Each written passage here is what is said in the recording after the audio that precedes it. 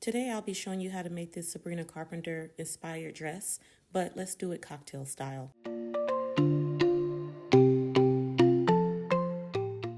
It didn't occur to me to document this until I was in the middle of making the dress, but starting at the beginning, I am modifying the skirt pattern so that it fits my client's measurements. She is a large in the waist and about a medium in the hip line area. So what I've done is I've kind of like folded the skirt pattern back just a little bit so that it will blend at the hip line.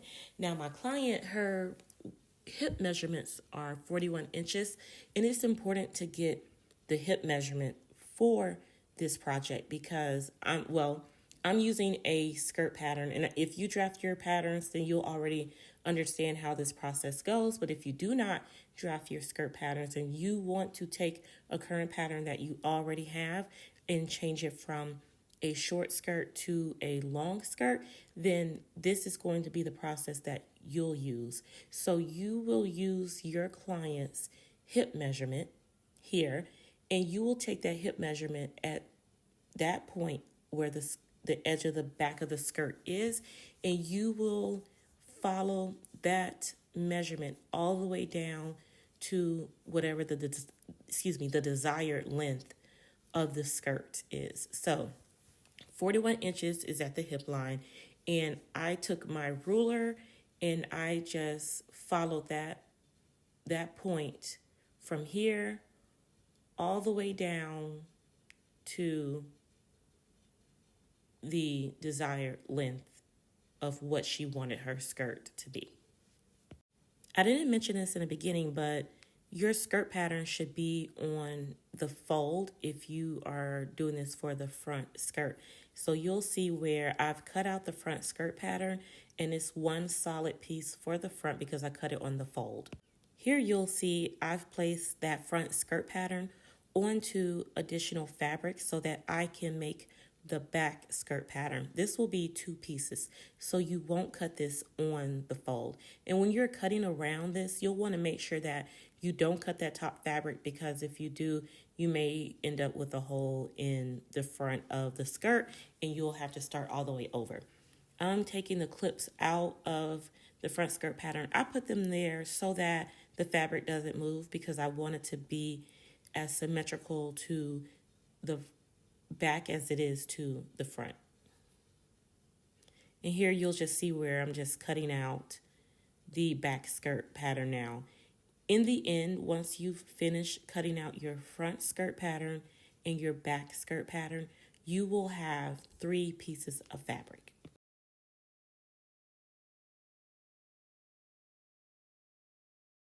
After you've cut out your front skirt pattern and your back skirt pattern, this should be the outcome prior to you taking it to your sewing machine and sewing it together. Here you'll see where I'm sewing the front skirt to the back of the skirt. I am using a 1/2 inch seam allowance. Your seam allowance is going to be based on whatever pattern that you're using, but the pattern that I have calls for a 0.5 seam allowance. What you'll see me doing here is adding a 1/2 inch seam allowance to the waistline of my skirt. I prefer doing this because it helps me with putting the zipper into the skirt and making sure that my zipper is even. Also, this is not a step that you have to take. It is completely up to you if that's what you'd like to do, but that's just how I make mine. This is easier for me to add my zipper in. The next step is to add the zipper into the skirt. I'm not going to show you the full process of how I add my zipper in, but I do want to show you where I used my 1/2 inch seam allowance guideline to make sure that I'm matching up the zipper on both sides to ensure that it is placed in evenly. Now, if you'd like a detailed video on how I put my zipper into the skirt, just let me know in the comments and I will make a separate video for that. I thought I was recording when I cut out this top piece, but I wasn't. So I'm just going to walk you through what it is that I did. I'm using a halter top pattern and it is placed on the fold of the fabric. The back of this dress, well, there is no back to this dress, so I really need to use the front measurement of the skirt pattern in order to make the front piece. The skirt pattern was approximately 16 inches, so from the center point to the back of the bodice piece, I did about 8 inches plus a ½ inch seam allowance. And at the top of the halter top pattern, I also added in another ½ inch seam allowance because I wanted to ensure that I had enough length to make the gathering portion of the bodice. So I just cut it in the desired look that I wanted. And if you look at the top of my pattern too, it'll show you where I kind of drew out what I wanted it to look like. Now I'm just taking it over to my sewing machine and I'm going to hem it. After hemming the skirt, I take it over to my ironing board to give it a quick press. Back at my sewing machine, I've folded the front piece in half so that I know where the center point is for the bodice. Now I am searching for the center point of the skirt. I will match the center front of the skirt with the center front of the bodice before I run it through my machine.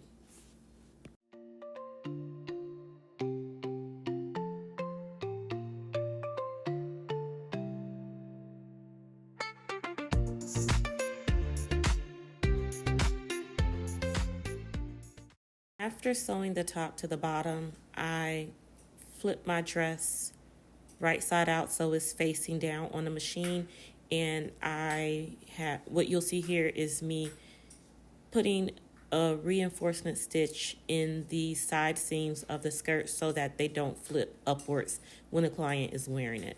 So I'm just sewing it down flat inside of the dress or the skirt part. Once I finish tacking those side seams down, I'm going to clean up the inside of my dress. I'm using a pair of pinking shears. You really can't see it on camera, but I'm cutting out the seam allowance to make it look clean on the inside of the dress. When I tell you I am in love with the outcome of this dress so far, it looks so good. It looks so chic and so sexy. Now, I am in the process of pinning it to my mannequin so that I can do the gathering at the top and add the chain onto the dress with the back ornament piece. For reference, the ornament and the chain came from Amazon. The chain, I measured it at 48 inches to hang down the back of the dress. And I was standing in front of the camera when I began to do the gathering for the top part of the dress, so I'm just going to insert a different clip showing you how to do it. I've already completed it, but this is what I did. I took a needle and thread and I knotted it on the very end. Where the bodice begins to square up at the top, I took a needle and I just did an in and out motion to gather it, sort of like a pleat technique in order to get that gathering effect. I did it towards the base of where the neckline starts. And after I did that, I took the very, very top of the bodice piece where it's at the very end. I folded it over and I attached that piece to the back side so that it would give me a loop. And once I was completely finished with making that loop, I was able to slide the trim inside of that loop there. You want to be mindful of your fabric and the trim when you're sliding it through the loop because the trim may get caught onto the fabric. What I used was a piece of scrap fabric and I covered half of the trim with the scrap fabric so that I can slide it through the loop. Remember, you're only going to slide half of the fabric through because it'll be symmetrical on each side. So I only have to cover half of the trim and I pulled it right through the loop on the top of the dress. After you finish adding the trim to the inside of the loop, you can turn the dress around and add the ornament piece of your desire to the back of the dress. Please forgive me as I did not record adding the feathers to the dress. However, I tacked the feathers in the very center front on both sides of the dress and on each side of the zipper so that the zipper can still go up. This was such a fun dress to make, and I think it turned out so pretty. If you'd like to see other dresses and designs that I create, make sure to follow me on YouTube at Love Charla. Have a good one.